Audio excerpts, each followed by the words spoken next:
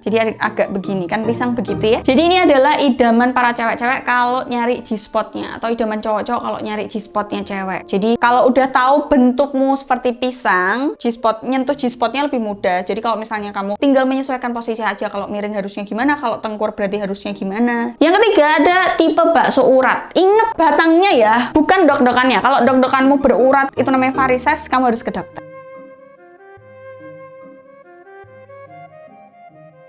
Ini reviewnya ketika dia ereksi, ini rasanya mantep banget. Jadi terlihat sedikit kayak ada urat-uratnya di bagian batang, bukan sampai kayak menonjol gitu, enggak, itu wagu medeni gitu ya, tapi kelihatan ada uratnya. Otongnya tuh olahraga gitu loh. Jadi reviewnya cewek-cewek di dalam tuh kayak lagi angkat beban. Yang keempat ada si hammer. Jadi kepalanya tuh gede, depannya gede, baru belakangnya agak kecil. Nah ini juga idaman para cewek-cewek karena mantep gitu ya, di dalam ngerasanya penuh, bener-bener tersodok secara full. Tapi yang paling ideal untuk anatomi tubuh cewek-cewek Asia kayak kita ini adalah si bentuk pisang itu tadi, mentimun. Si bentuk pisang atau mentimun itu tadi. Jadi panjangnya nggak terlalu panjang, nggak terlalu gede juga, nggak usah berharap manukmu versi Afrika, nggak usah. Kita tinggal di Asia dan cewek-cewek yang kamu idam-idamkan atau nantinya jadi istrimu juga orang-orang Asia juga. Jadi mereka nggak butuh yang spek Afrika, mereka butuh spek Asia. Yang penting apa? Tahu fungsinya, pas komunikasi pas lagi main dan sebagainya. Jadi ukuran itu penting, tapi bukan satu-satunya. Intinya teman-teman, mau bentuk asetmu itu kayak apa nih buat cowok-cowok dengerin,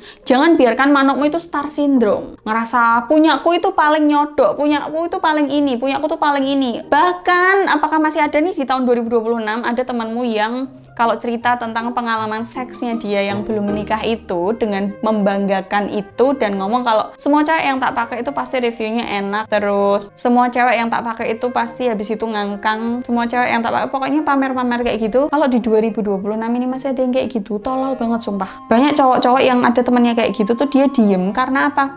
Ya karena dia sendiri juga malu gitu loh. Kok aneh ya koncoku kayak gini. Sedangkan cewek-cewek yang dia pakai PSK semua, ya jelas di subyo-subyo wong mbok kayak duwe tok blok-blok. Jangan pernah merasa hebat cuman karena ukurannya doang. Percuma kalau misalnya kamu gede, tebel, atau si hammer itu tadi tapi letoy, atau percuma kalau kamu yang panjang nyodok tapi nggak tahu posisi yang pas, nggak tahu G-spotnya gimana. Jadi percuma kalau kamu nggak memahami anatomi tubuhmu, nggak memahami otongmu sendiri, nggak memahami anatomi tubuh yang nanti mau mbok eksekusi, itu percuma. Yang utama adalah kamu mengenal, kamu tahu cara mainnya, sehingga kamu tahu gimana cara goceknya.